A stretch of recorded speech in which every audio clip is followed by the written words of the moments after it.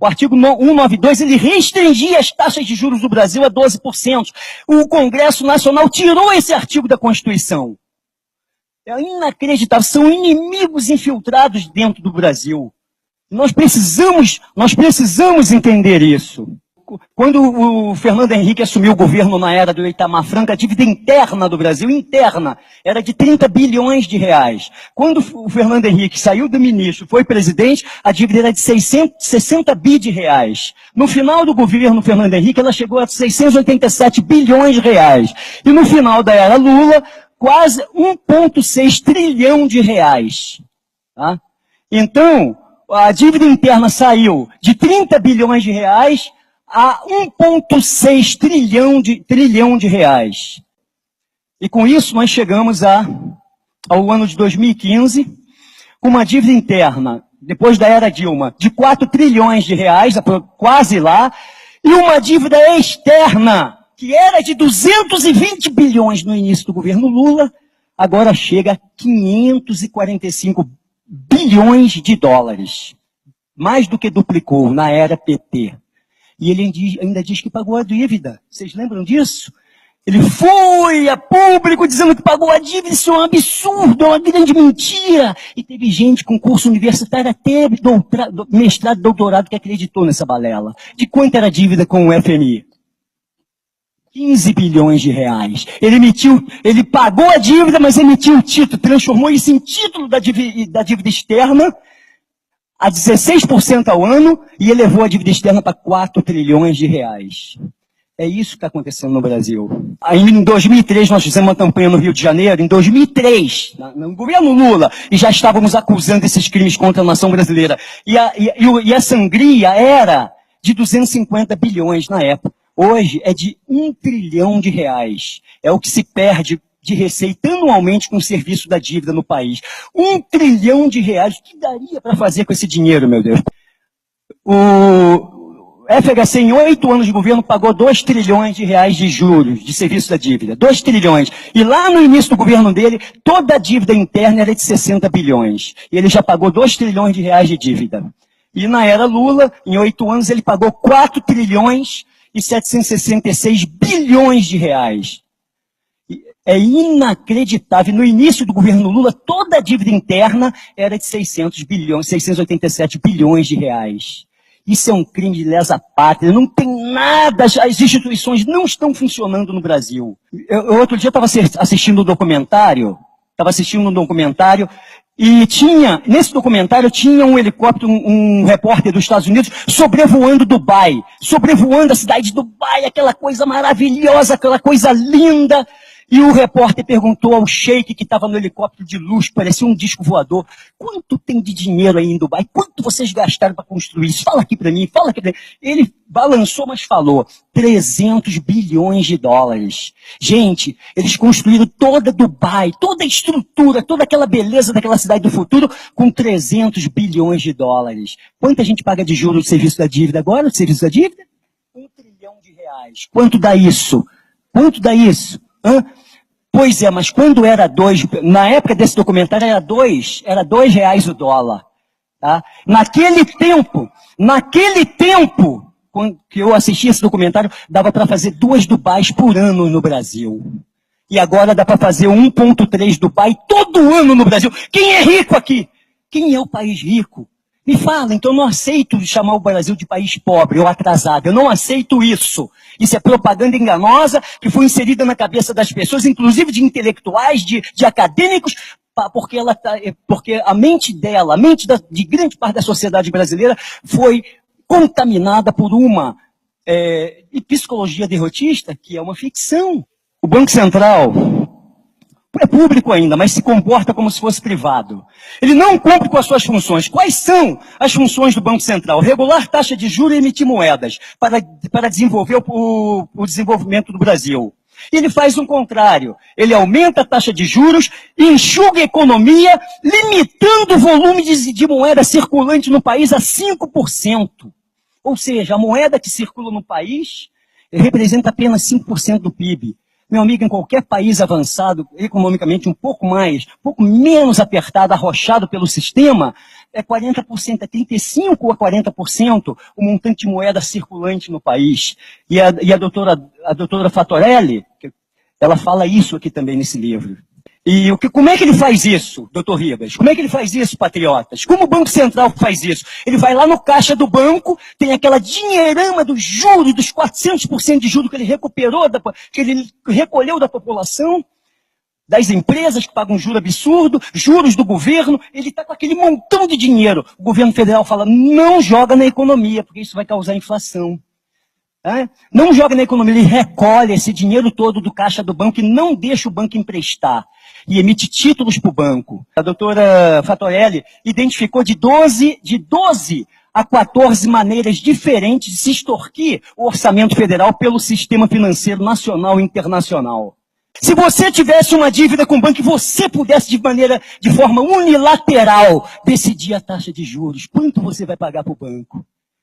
Você botaria a dívida lá no alto ou você daria a dívida mínima? Como é nos Estados Unidos ou no Japão, que é 0,2% ao ano.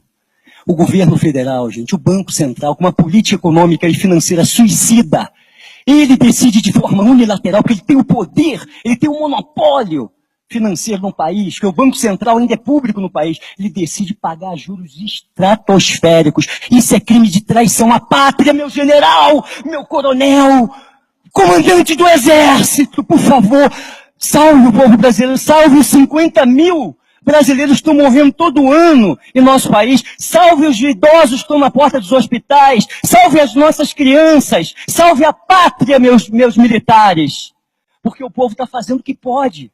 Outro crime que ele comete, você diz vê o governo abrindo a boca, falando de boca cheia, que aumentou as reservas internacionais do Brasil. Já viu isso? Aumentamos, o Brasil nunca teve uma reserva internacional tão grande. É outro golpe financeiro contra o país. Sabe o que eles fazem, doutor Ribas? Eles compram títulos do governo dos Estados Unidos, doutor Ribas, pagando quase zero de juros.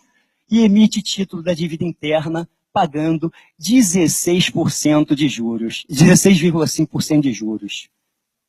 É isso que eles fazem, é outra falcatrua que eles cometem contra a nação. É uma atrás da outra, é para acabar com a civilização brasileira. É para destruir tudo, para eles emergirem com um novo governo internacional, privado, uma ditadura internacional tão ferrenha que se a gente não reagir, se eles chegarem ao intento deles, nunca mais a humanidade se liberta. E só com intervenção divina. Então a gente não pode deixar isso acontecer. O que tem? O que é que tem de regular nas instituições brasileiras, meu Deus? É crime de traição à pátria. E para piorar, o comandante do exército, a quem todos obedecem, está submetido a um indivíduo, ao ministro da Defesa, que é membro titular, todos sabemos disso, de uma organização internacional que atenta contra a soberania do Brasil de forma sistemática, que é o Foro de São Paulo. Só isso já seria motivo suficiente para as Forças Armadas chamarem o povo. Cara, bota um tanque na rua e você vai ver a multidão que vai atrás. O povo vai atrás, gente. Os 7 milhões vão se transformar em 50 milhões na rua. Eu tenho certeza absoluta. Nós precisamos preparar o Brasil para isso, porque talvez a única saída seja essa.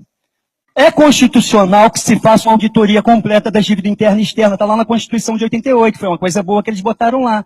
Nos atos transitórios constitucionais democráticos, é isso?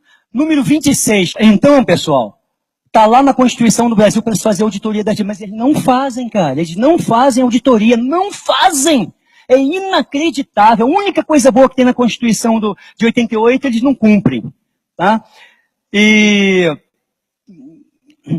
se fizesse uma auditoria no Brasil, olha o que aconteceria. 1 trilhão ficaria no caixa. Só a auditoria da dívida. 1 trilhão ficaria no caixa do governo. Não sairia. Por quê? Porque essa dívida não suporta uma auditoria, é um castelo de cartas. É uma mentira. É juros sobre juros. São falcatruas ilegais, inconstitucionais, imorais. Qualquer auditoria resolve isso. Se R$ 1 trilhão deixar de ser pago para o sistema financeiro e ficar na economia nacional, eu tenho certeza absoluta, não estou falando do minério ainda não. Só a auditoria da dívida. O país passa a crescer a 10% ao ano. Se o Brasil começar a crescer a 10% ao ano, em quanto tempo ele dobra o PIB? 7 anos, crescendo a 10% ao ano. Então, em 7 anos, o nosso PIB, que é de 6 trilhões, vai para 12. Só que o Brasil tem condições de crescer a 10% ao ano durante 30 anos seguidos a 40. Tem condições de fazer isso por causa do consumo reprimido aqui. Uma pobreza reprimida que, se o Brasil explodir em prosperidade, a população brasileira vai correr para comprar os bens de consumo e de capital que a que ela foi privada por causa desse sistema injusto. Então o Brasil tem condições de crescer 30 anos facilmente a 10% ao ano. Mais 7 anos ele dobra de novo. É 10% ao ano. É exponencial, tá? Então aqui já vai para 24, meu Deus. Vai dobrar de novo, vai para 24. Mais 7 anos, vai para 48. Em 21 anos, o Brasil sai de 6 trilhões de PIB, que é hoje, para quase 50 trilhões de reais de PIB. Se nós entrarmos no caminho do progresso. Quem é pobre? Se a gente chegar a 50 trilhões de PIB, num ciclo industrial magnífico que levaria 20 anos só, o Brasil estaria disputando com os Estados Unidos a primazia da primeira economia mundial. Vocês podem fazer as contas, você vai ver que 50 trilhões fica perto de 20 trilhões de dólares, que é o PIB dos Estados Unidos. Está entendendo isso? Os nossos potenciais sendo enterrados por uma mentira absurda de que nós somos pobres, atrasados, ou seja lá o que for. Eu não aceito esse termo nação de terceiro mundo, isso foi criado por eles. Não aceito esse termo de país pobre, isso foi criado por eles, para inserir na cabeça do povo a psicologia derrotista que mantém a maioria dos brasileiros, não todos, se arrastando como cobras, como ratos. Tem um remédio para isso, para resolver esse problema. O remédio ideal seria a intervenção constitucional pelo poder instituinte feita pelo povo brasileiro. Só que parece que nesse momento a gente ainda não conseguiu criar uma massa crítica para isso. Tem quantas pessoas conscientes no Brasil que despertaram? 1 milhão, 2, 3? Eu não sei. Entendeu? Mas o ideal seria essa intervenção com apoio dos militares. No dia seguinte, depois de uma possível intervenção popular, constitucional, com apoio dos militares, quando aplicar o estudo de cenários e fizer um governo provisório, um governo transitório, constituído, um Estado maior constituído de civis e militares, tá? Aí nós vamos poder aplicar os 32 pontos que vão transformar o Brasil na primeira, no mínimo na segunda potência mundial. Tá? E desses 32 só vou falar 5 principais, para encerrar e encerro aqui. Os 5 principais são auditoria completa das dívidas interna e externa. É imprescindível. Os movimentos impeachmentistas e os intervencionistas precisam falar isso toda hora. Depois da auditoria, Banco Central público e financiando o governo federal. Nunca mais o governo federal, isso tem que ser artigo constitucional, pode pegar 1 centavo emprestado com nenhum banco, nem interno e nem externo. Auditoria completa de todas as privatizações que foram feitas. Aumento do efetivo das Forças Armadas para 1 milhão de mulheres e homens em armas. De 370 mil para 1 milhão de homens e mulheres em armas. E para finalizar, o último item. Uma contra-revolução cultural no Brasil. Acabar com toda a interferência cultural do marxismo, do gramicismo, do Herbert Marcusismo, né? E tudo que vem degenerando a cultura e a moral do povo brasileiro nos últimos 40 anos. Uma contra-revolução nacionalista para dizimar essa cultura demoníaca e transformar o comunismo, a divulgação do comunismo em crime hediondo de traição à pátria em território brasileiro.